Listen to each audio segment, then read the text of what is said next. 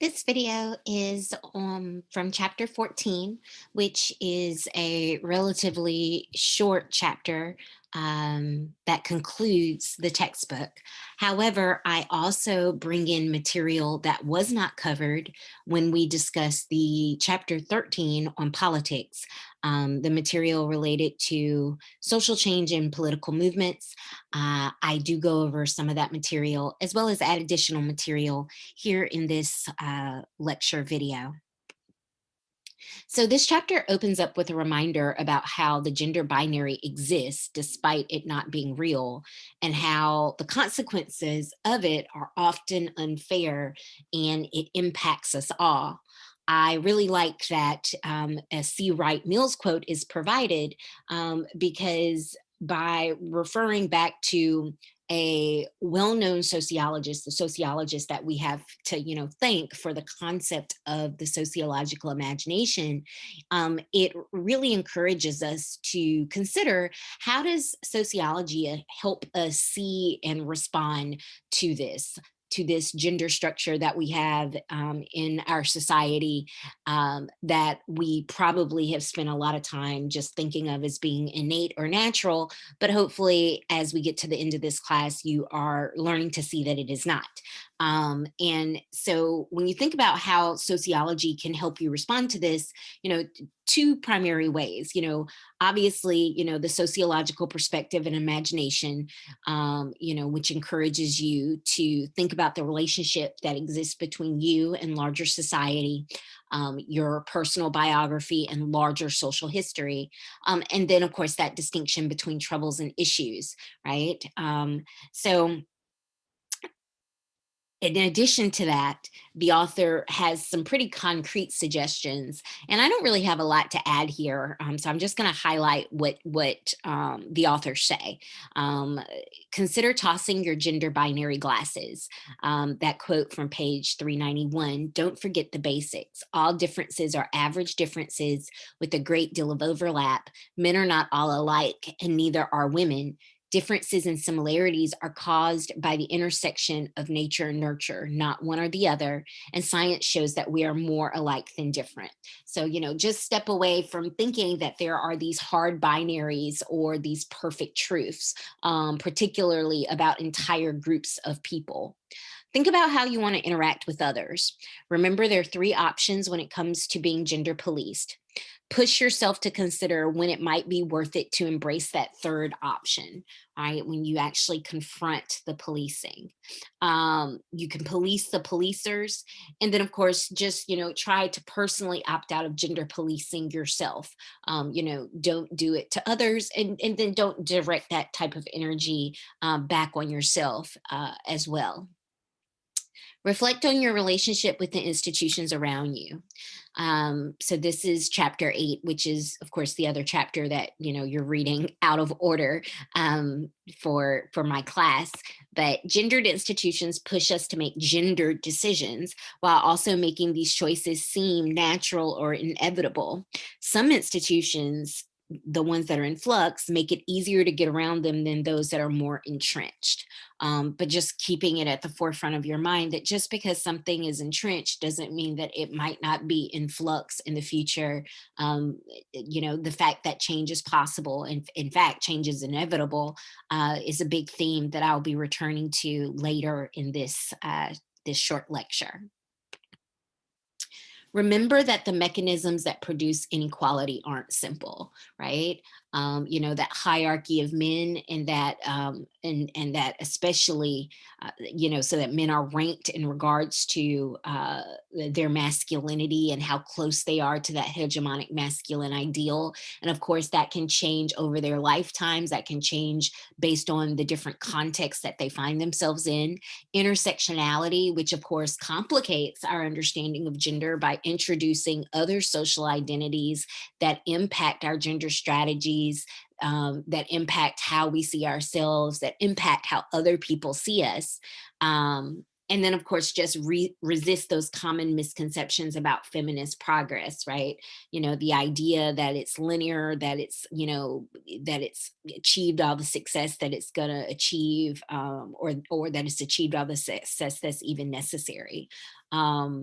The mechanisms that produce inequality aren't simple, which means that the solutions to push back against that type of inequality isn't going to be simple as well. And then finally, know that change is always possible. The rest of this lecture video is going to be about how do you impact change. Um, but before I go a little bit more deeply into that additional social movement material, just consider the author's suggestions. Pick a battle or two. You will exhaust yourself if you feel like you have to fight all the battles and be on all the front lines. There are topics and issues that I care about more strongly than others that I commit my time, my energy, my financial resources to, because those are my battles. It's not that I necessarily think that other battles and other issues aren't important. And I hope that those other issues are taken up and adopted by people who feel as strongly and as passionately about them as I feel about the issues that I am most passionate about. But you can't fight all the battles, and you can't fight the battles all the time, which the authors also conclude. Aim for balance in your life. But when you are ready to battle, when you are ready to fight for change, what exactly do you do? And now I'm going to go over that social movement material, because change is possible. And when we talk about social change in sociology, we're referring to a shift in the characteristics of culture and society. It can be alternation, a modification, or transformation of public policy, culture, or social institutions that happens over time. And oftentimes, a lot of this social change is brought about through social movements, because social movements are a large number of people who come together in a sustained, organized effort to bring about or resist social change. Right? That is the point of their existence. That is the objective of their being. Oftentimes, because they are seeking to enact change in this way, these are usually people that lack access to political power. People that participate in social movements are oftentimes people who are, if not disenfranchised by the system, are at least not key political players. These are not part of the power elite, to use another C. Wright Mills term. And so when you think about what makes up a social movement, oftentimes you might think of things like protests, um, which are usually the most visible activity, because this is how people, individuals, groups make their demands and make them known. Boycotts. This is a way of pressuring the system to respond to those demands. And then some social movements also contain, civil disobedience, right? Where people break laws in order to make a point. Key thing to kind of keep in mind about that concept of civil disobedience is that, it's oftentimes, not necessarily supposed to be violence or anarchy or rebellion, right? It's strategically disobeying some laws in order to make a point, usually about lack of equality, lack of inclusion within the system itself. Some examples of social movements, obviously the great historical example that students often, can think of is the civil rights movement. A more frequent or more recent movement would be like the Dreamers, Occupy, thinking back just to like within the last couple of years. After I even have made these slides, you've had your Black Lives Matter, and your, movements around racial equality. So social movements are a way in which people can enact social change, particularly when they're not politicians and they don't have a lot of political power. why do people participate in social movements? There are two concepts that are relevant here. There are the people who participate because they will benefit directly from that movement, and we call those people beneficiary constituents, right? They're participating in the movement because if the movement is successful, they will benefit. So African Americans who participated in the civil rights movement are beneficiary constituents. Um, the other uh, type of person who participates in a social movement are people who care about the cause, even if they don't directly benefit from that cause. And so, if you're thinking about the civil rights movement, and we call those people conscience constituents. So in the civil rights movement, maybe some of the white Southerners who did participate in the protest and the boycotts and the marches along with African Americans, they would be considered conscience constituents. So you have your beneficiary constituents and you have your conscience constituents. Um, and why do these social movements arise?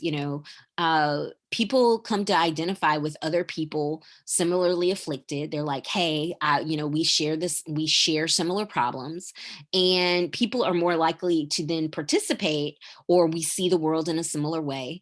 They're more likely to participate in this type of activism if they've had prior contact with movements, if they are in social networks that support movements, if they have personal or family history of activism, if they lack practical constraints. This is important.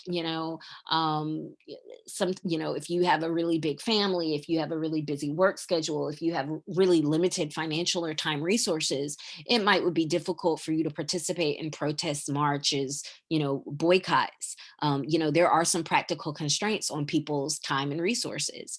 And then the final reason, a sense of moral rightness.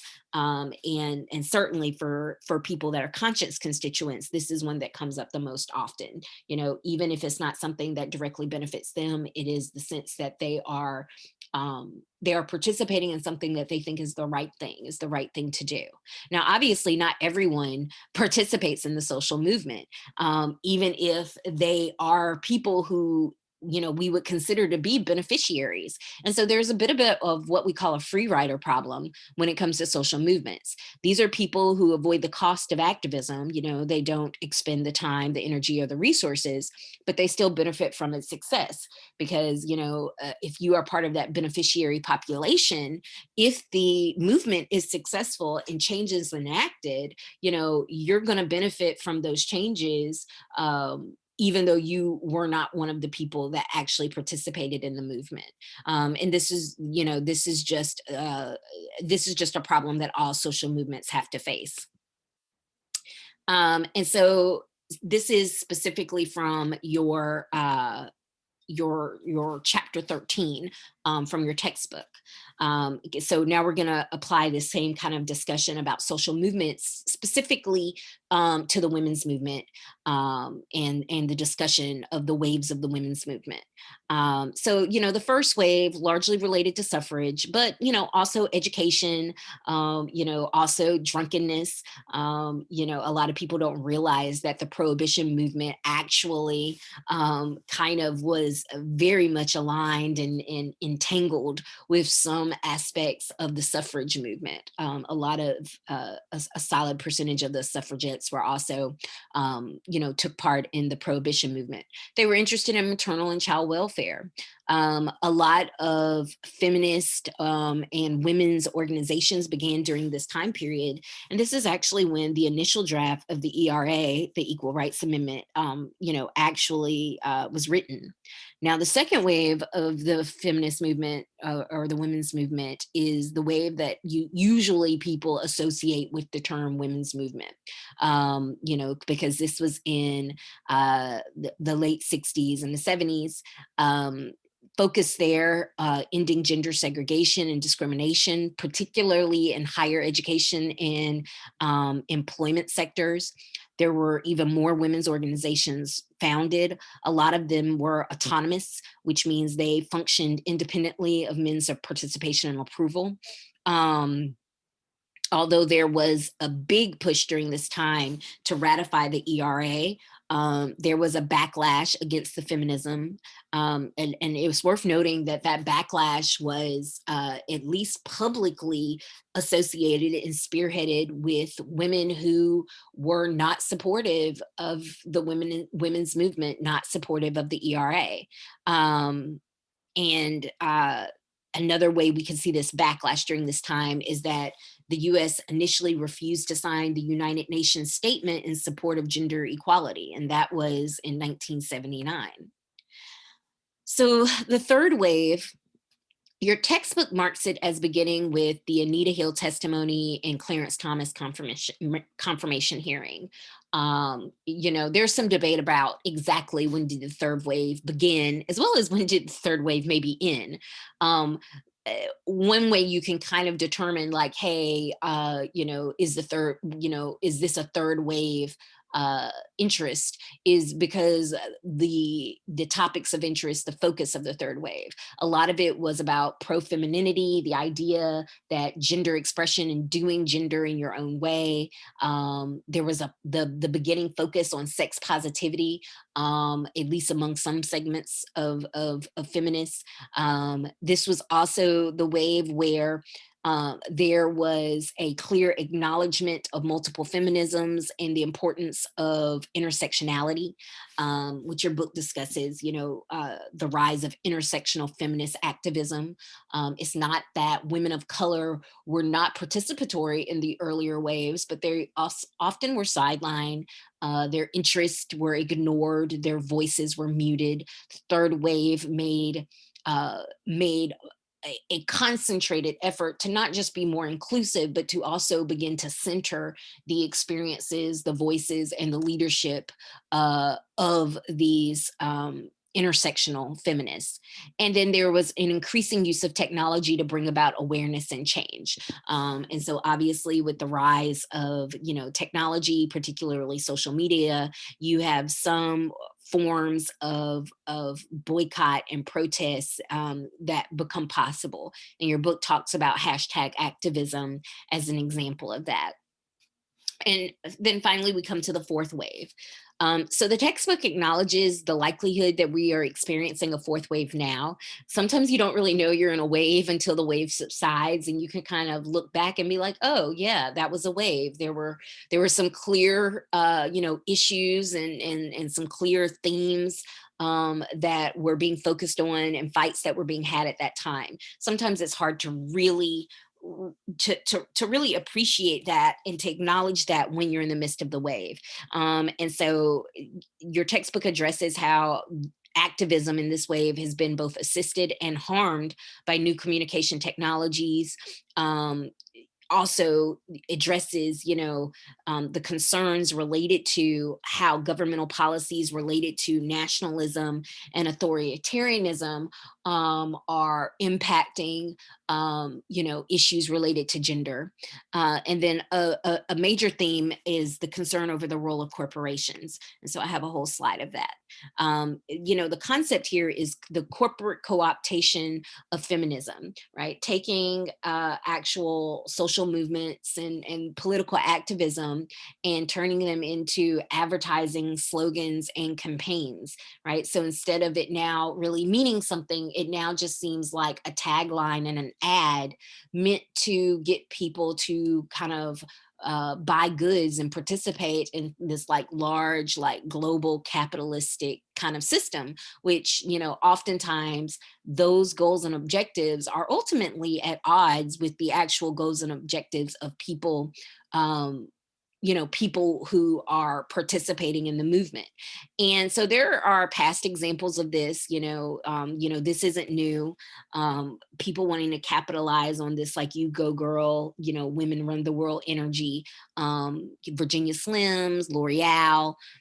Your book talks about like present examples like, Dove, Girl Power, SheEOs.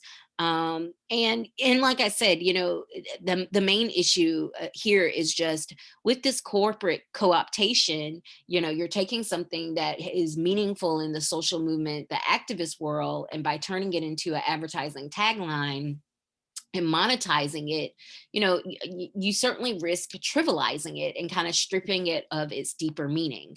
Another concept that comes up in your textbook's discussion of contemporary challenges to feminism is the rise of individualism. And on one hand, it's not that there's anything explicitly wrong with individualism, but particularly for groups that have been disenfranchised, social movements are based around the idea of collectivism, right? Of collective action. If you're only interested in yourself, if you're only interested in how something affects you or your own success, you're not going to be interested or committed to a movement where the focus isn't on whether one, two, or some percentage of the group is doing well. It's really focused on how is the group as a whole being treated. And so it raises that question that your book discusses. Can women only progress at the expense of other women? There are certainly women doing better now, particularly in the world of business in the corporate sector. But at the same time, of course, women have higher rates of poverty, which we've talked about, the feminization of poverty. We talk about the wage gap, but the wage gap for Black women and Latino women is much higher than white women.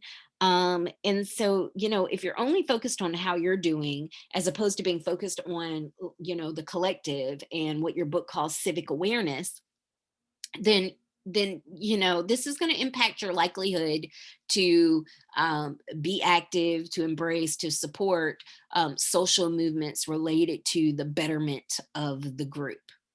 And so finally, the author's final suggestion, I'm jumping back now to the textbook material from chapter 14, is to enjoy the concept of vertigo. And, this is a Reisman concept, and it's discussed on page 395. This idea that, when things are in flux, or things are in changing under your feet, it's like this sense of vertigo, and you can freak out about it, and you can push against it, and you can be upset about it, but this really isn't going to change the flux. So enjoying the vertigo, finding ways in which you can still enjoy the experience of existing in a society where things are changing, is key here. And so the chapter ends with this, what I feel like is a great quote: "Radical ideas are only ideas that haven't been accepted yet. So go ahead and imagine the unimaginable. The future is yet unwritten."